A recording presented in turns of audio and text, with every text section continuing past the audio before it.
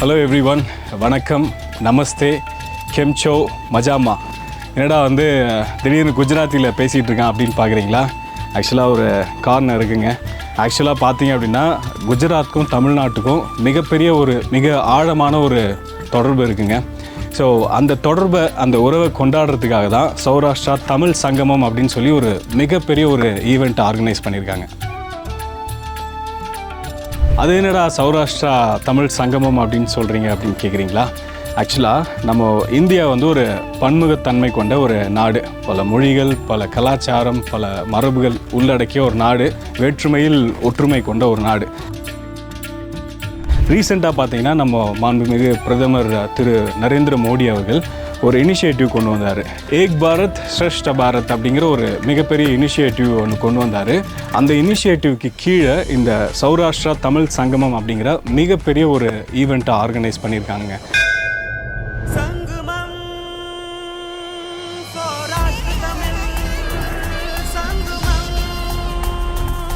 இது எதுக்கு அப்படின்னா, குஜராத் மற்றும் தமிழ்நாட்டுக்கு இடையே இருக்கிற அந்த கலாச்சார பரிமாற்றங்களுக்காக, அதாவது கல்ச்சரல் எக்ஸ்சேஞ்ச் அப்படின்னு சொல்லுவாங்கள்ல, அதற்காக தான் இந்த ஒரு மிகப்பெரிய ஈவெண்ட்டை ஆர்கனைஸ் பண்ணியிருக்காங்க. அப்படி என்ன தொடர்பு இருக்குது குஜராத்துக்கும் தமிழ்நாட்டுக்கும் அப்படின்னு கேட்டிங்கன்னா, ஒரு ஆழமான ஒரு தொடர்பு இருக்குங்க. அதை பற்றி எக்ஸ்பிளைன் பண்ணணும் அப்படின்னா நம்ம சில நூற்றாண்டுகள் பின்னோக்கி போகணும். ஆக்சுவலாக 600 ஆண்டுகள்லேருந்து 1000 ஆண்டுகள் இந்த காலகட்டத்தில் குஜராத்தில் மிகப்பெரிய ஒரு பிரச்சனை நடந்தது. ஹெர்வேட்டிக் இன்வேஷன் அப்படின்னு சொல்லுவாங்க.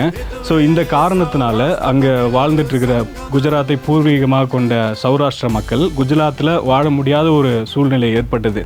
அதாவது குஜராத்திலேருந்து வெளியேறக்கூடிய ஒரு சூழ்நிலை ஏற்பட்டது. அந்த காலகட்டத்தில் அவங்க தமிழ்நாட்டில் குடியேறினாங்க. தமிழ்நாட்டில் எங்கே குடியேறினாங்க அப்படின்னு பார்த்தீங்கன்னா, மதுரை மற்றும் மதுரை சுற்றி இருக்கிற பகுதிகளில் குடியேறியிருக்காங்க. ஸோ இன்றைக்கி தேதிக்கு பார்த்தீங்க அப்படின்னா தமிழ்நாட்டில் மட்டும் சுமார் 12 லட்சத்துக்கும் அதிகமான சௌராஷ்டிரிய மக்கள் வாழ்ந்துட்டு இருக்கிறாங்க அப்படின்னு சொல்கிறாங்க கணக்கெடுப்பில். இவங்களை சௌராஷ்டிரிய தமிழியன்ஸ் அப்படின்னு சொல்கிறாங்க. ஸோ இந்த மாதிரி பல நூற்றாண்டுகளாக தமிழ்நாட்டில் குடியேறின சௌராஷ்டிரிய மக்கள் நம்ம தமிழ் மக்களோட ஒன்றிணைந்து, அவங்கள பிரித்து பார்க்கவே முடியாது தமிழர்கள் சௌராஷ்டிரிய மக்கள் அப்படின்னு சொல்லிட்டு. பட் நிறைய பேர் இந்த மதுரை பக்கத்தில் இருக்கிற மக்களுக்கெல்லாம் தெரியும் யார் சௌராஷ்டிரியன் மக்கள் அப்படின்னு சொல்லிட்டு. எனக்கும் நிறைய நண்பர்கள் இருக்கிறாங்க. பட் பார்த்தீங்க அப்படின்னா அவங்க சௌராஷ்டிரியன் அப்படின்னு தெரியவே தெரியாது. நம்ம மக்களோட ஒன்றிணைந்து அண்ட் பல நூற்றாண்டுகளாக நம்ம கலாச்சாரத்தோடு இணைந்து பல துறைகளில், ஆர்ட்டு, பிஸ்னஸ்ஸு, ட்ரேடு, இந்த மாதிரி பல துறைகளில் சிறந்து விளங்கிட்டு இருக்கிறாங்க.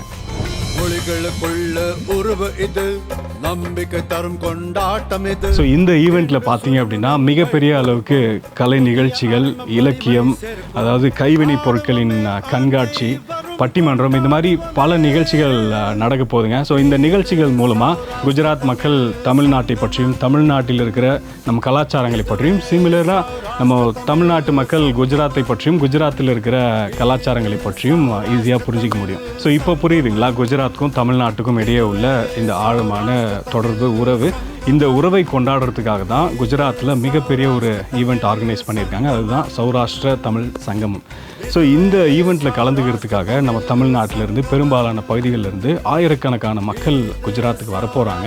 ஸோ இந்த ஈவெண்ட்டில் பார்த்தீங்க அப்படின்னா கலை நிகழ்ச்சிகள், பட்டிமன்றம், இலக்கியம், இசை நிகழ்ச்சிகள், அப்புறம் கைவினை பொருட்களின் கண்காட்சி, இந்த மாதிரி நிறைய நிகழ்ச்சிகள் நடக்க போகுதுங்க. ஸோ இந்த கலை நிகழ்ச்சிகளை தாண்டி, இந்த கலை நிகழ்ச்சிகள் அண்ட் இந்த ஈவெண்ட்டுக்காக வர்ற மக்கள் குஜராத்தில் இருக்கிற மிக முக்கியமான இடங்களை பார்வையிடுறதுக்காக நிறைய ஏற்பாடுகளை செஞ்சுருக்கிறாங்க. For example Somnath, Dwarka, Statue of Unity and மிக முக்கியமான நிறைய இடங்களை பார்வையிடுறதுக்காக ஏற்பாடுகள் செஞ்சுருக்கிறாங்க. ஸோ இந்த ஈவெண்ட்டில் பார்த்தீங்க அப்படின்னா நம்ம இந்த கலை நிகழ்ச்சிகள் மூலமாக திறமைகளை வெளிக்கொண்டு வருவது, கலாச்சார எக்ஸ்சேஞ்ச், இதெல்லாம் தாண்டி நம் தேசத்தினுடைய, அதாவது இந்த சௌராஷ்டிரா தமிழ் சங்கமம் அப்படிங்கிறது நம் தேசத்தினுடைய பெருமையை உணர்த்துவதாக இருக்க போகுதுங்க. ஆக்சுவலாக இந்த சௌராஷ்டிரா தமிழ் சங்கமம் பற்றி மேலும் பல தகவல்கள் தெரியணும் அப்படின்னா saurashtra.nitt.edu அப்படிங்கிற வெப்சைட் செக் பண்ணி பாருங்கள். சௌராஷ்டிரா தமிழ் சங்கமம். நன்றிகள். சௌராஷ்டிர தமிழ் சங்கமம். இதுவே சௌராஷ்டிர தமிழ் சங்கமம்.